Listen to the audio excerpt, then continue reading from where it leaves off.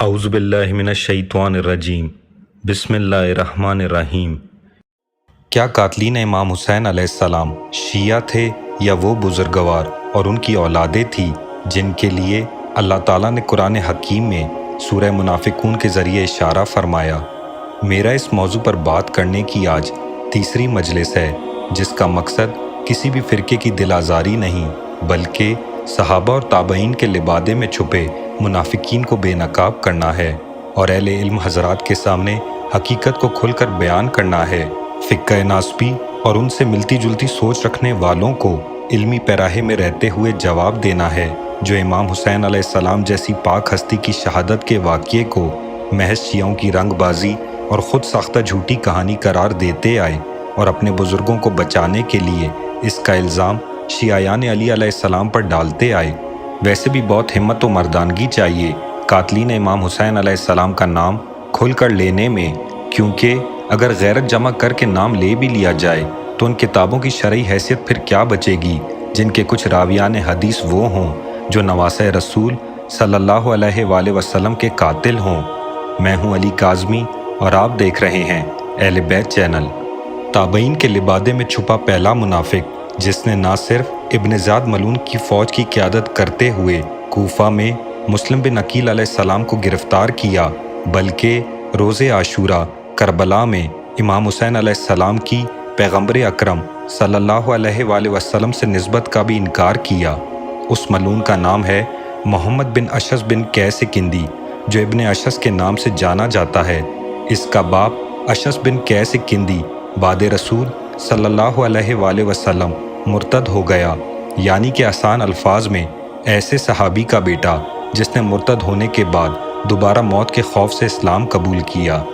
یہاں میں اپنے سننے والوں کو یہ بات بتانا ضروری سمجھوں گا کہ اس کردار کی زندگی کے متعلق تمام تفصیلات میں نے برادران اہل سنت کی معتبر کتب سے حاصل کیا، جن میں سے کچھ مشہور کتب کے نام یہ ہیں: بلازری کی انساب الاشراف، طبری کی تاریخ طبری، ابن عبد البر کی الاستیاب، مسعودی کی مراج الذہب، دیناوری کی الاخبار الطوال اور ابن اسیر کی الکامل۔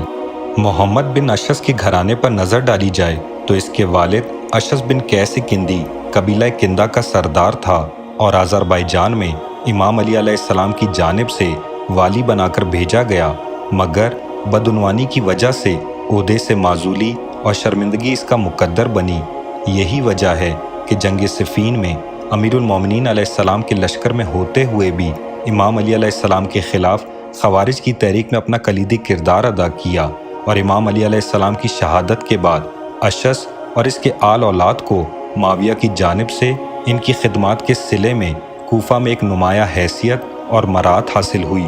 اشعث بن قیس کندی کے مرنے کے بعد محمد بن اشعث قبیلہ کندہ کا سردار بنا۔ قاتلین امام حسین علیہ السلام محمد بن اشعث کی والدہ ام فردہ تھی، جو ابو قحافہ کی بیٹی تھی، اس لیے وہ رشتے میں خلیفہ اول حضرت ابو بکر کا سگا بھانجا ہے۔ اس کا چھوٹا بھائی قیس بن اشعث بھی واقعہ کربلا میں عمر بن سعد ملعون کے سپاہیوں میں سے ایک تھا۔ اس کی بہن جودہ بنت اشعث امام حسن علیہ السلام کی وہی بیوی تھی جس نے انہیں زہر دے کر شہید کیا۔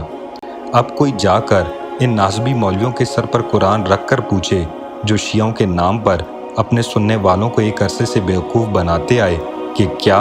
امام حسین علیہ السلام کے قاتلین میں خلیفہ اول حضرت ابو بکر کے دو سگے بھانجے شامل نہیں تھے؟ کلینی کی کتاب الکافی جلد نمبر 8 صفحہ نمبر 167 پر درج ہے کہ امام جعفر صادق علیہ السلام نے امیر المومنین امام علی علیہ السلام کی شہادت میں اشعث بن قیس اور اس کے بیٹے محمد بن اشعث کو امام حسین علیہ السلام کی شہادت میں شریک قرار دیا، اور امام حسن علیہ السلام کی شہادت میں اس کی بیٹی جودہ کا کردار کا ذکر کیا۔ واقعہ کربلا سے قبل محمد بن اشعث کے کار نمایاں یہ ہیں: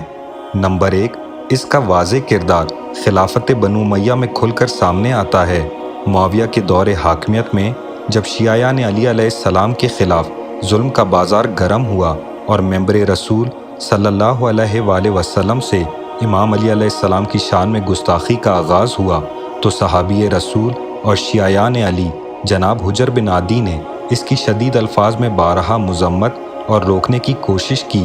حکومتی حکم نامے میں مداخلت کے جرم میں جب حاکم کوفہ زیاد ابن ابیہا نے جناب حجر بن عادی کو گرفتار کیا تو شبز بن ربی اور عمر بن حجاج الزبیدی ملعون کی طرح محمد بن اشعث نے بھی جناب حجر بن عادی کے خلاف گواہی دی اور پھر معاویہ کے حکم پر انہیں ان کے چند ساتھیوں کے ہمراہ بے گناہ شہید کر دیا گیا۔ نمبر 2، جب ابن زیاد ملعون کے نجس قدم کوفہ آئے تو جہاں دیگر منافقین نے اپنے ایمان کا سودا کیا، وہاں پہلے سے موجود شیعیان معاویہ محمد ابن اشعث نے نہ صرف اس کا خیر مقدم کیا بلکہ اپنے آپ کو نمایاں رکھنے کے لیے اس حد تک جا پہنچا کہ اپنی بیٹی کا عقد بھی ابن زیاد ملعون سے کر ڈالا۔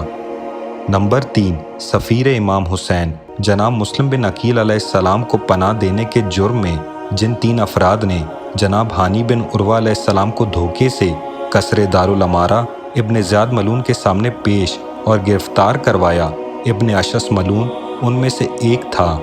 نمبر 4، ابن زیاد ملعون کی جانب سے شدید دباؤ کے باوجود بھی جب ہانی بن عروہ علیہ السلام نے سفیر امام حسین جناب مسلم بن عقیل علیہ السلام کا پتہ دینے سے انکار کیا تو ابن اشعث ملعون نے ہانی بن عروہ علیہ السلام پر کیے جانے والے تشدد کو بہت سراہا۔ نمبر 5، محمد بن اشعث ان ضمیر فروشوں میں بھی شامل تھا جنہوں نے جناب مسلم بن عقیل علیہ السلام کے ساتھیوں کو توڑنے، قید کروانے اور طاقت کو کم کرنے میں اپنا کلیدی کردار ادا کیا۔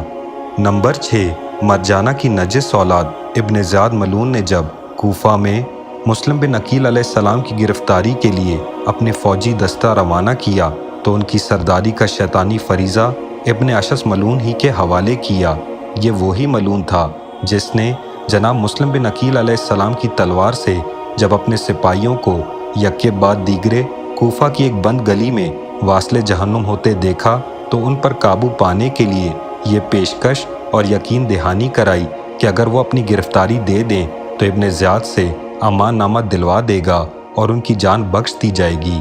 مگر ایسا نہ ہوا اور ابن زیاد ملعون کے حکم پر 9 ذی الحج سن 60 ہجری جناب مسلم بن عقیل علیہ السلام اور ہانی بن عروہ علیہ السلام شہید کر دیے گئے۔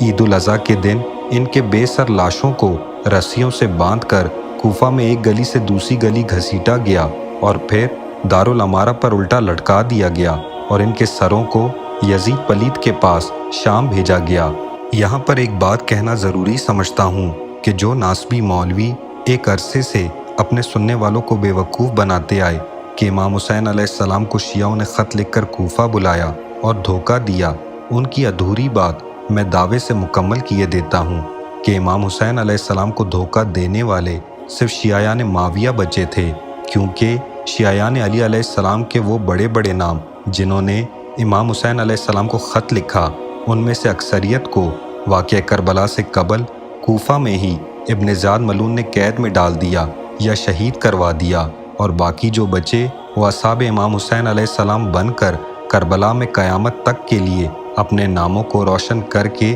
علیہ السلام بن گئے۔ یہ 21ویں صدی ہے اور چند صدیوں یا دہائیوں کا پرانا جھوٹ زیادہ دیر چل نہیں سکتا۔ اس موضوع پر بنائی جانے والی تمام ویڈیو سیریز میں گوگل سے لے کر کتابوں کے ریفرنس تک خود کردار اپنا تعارف کرائے گا کہ وہ شیعیان معاویہ تھا یا شیعیان علی علیہ السلام، اور قاتلین امام حسین علیہ السلام آخر تھے کون۔ 2 محرم سن 61 ہجری جب غریب الوطن تشنہ لب مظلوم نینوا امام حسین علیہ السلام کا قافلہ اپنی آخری منزل کربلا پہنچا تو مرجانہ اور زیاد بن ابیہا کی ناجائز اولاد ابن زیاد ملعون کا حکم پاتے ہی محمد بن اشعث ملعون کم و بیش 1000 سپاہیوں کے ہمراہ کوفہ سے کربلا روانہ ہوا۔ 10 محرم الحرام سن 61 ہجری روز عاشوراء محمد بن اشعث بن قیس کندی وہ ملعون تھا جو نہ صرف قاتلین امام حسین علیہ السلام میں سے ایک تھا بلکہ اس نے امام حسین علیہ السلام کی پیغمبر اکرم صلی اللہ علیہ وآلہ وسلم سے نسبت کا بھی انکار کیا، جس پر امام حسین علیہ السلام نے اسے بددعا دی۔ واقعہ کربلا کے بعد محمد بن اشعث کی خدمات کے اعتراف میں اس کے داماد ابن زیاد ملعون نے اسے طبرستان کا والی بنا دیا۔ یہاں اسلام کی سیاہ تاریخ کا ایک باب یہ بھی ہے کہ وہ محمد بن اشس جو واقعہ کربلا کے مجرموں اور قاتلین امام حسین علیہ السلام میں سے ایک تھا، ایک اور مشہور صحابی عبداللہ ابن زبیر کے دور میں موصل کا والی بھی بنا دیا گیا۔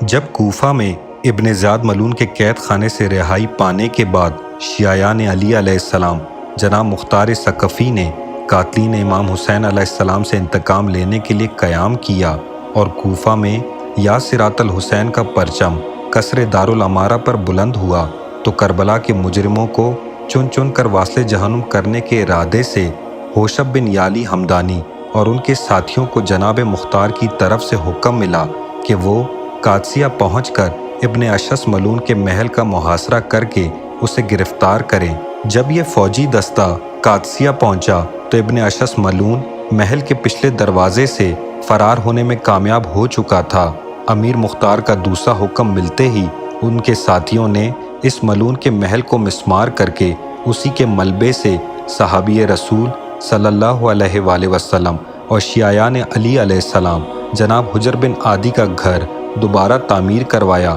جو ابن زیاد ملعون کے دور میں مسمار کیا گیا تھا۔ آخر کار مصعب بن زبیر اور مختار ثقفی کے درمیان ہونے والی جنگ ہرورہ میں ابن اشس ملعون اپنے انجام کو پہنچا۔ ابن حبان کی کتاب السکات کے مطابق محمد بن اشس بن قیس کندی ملعون کو جناب مختار ثقفی نے اپنے ہاتھوں سے واصل جہنم کیا۔ خدا اور فرشتوں کی لعنت ہو، تمام جن و انس کی تا قیامت لعنت ہو چمن محمد صلی اللہ علیہ وآلہ وسلم کے پھولوں کو جلانے اور اجاڑنے والوں پر۔ جسے بھی اس موضوع اور بیان پر اپنی تسلی کرنی ہو اس کے لیے تمام کتب کے حوالہ جات ڈسکرپشن میں درج ملیں گے۔ مزید قاتلین امام حسین علیہ السلام کے بارے میں تفصیلی جاننے کے لیے جڑے رہیے اور اس ویڈیو کو زیادہ سے زیادہ شیئر کریں تاکہ وہ تمام منافقین بے نقاب ہو سکیں جن کا اب تک پردہ رکھا جاتا رہا۔ تب تک کے لیے اللہ ہم سب کا حامی و ناصر ہو۔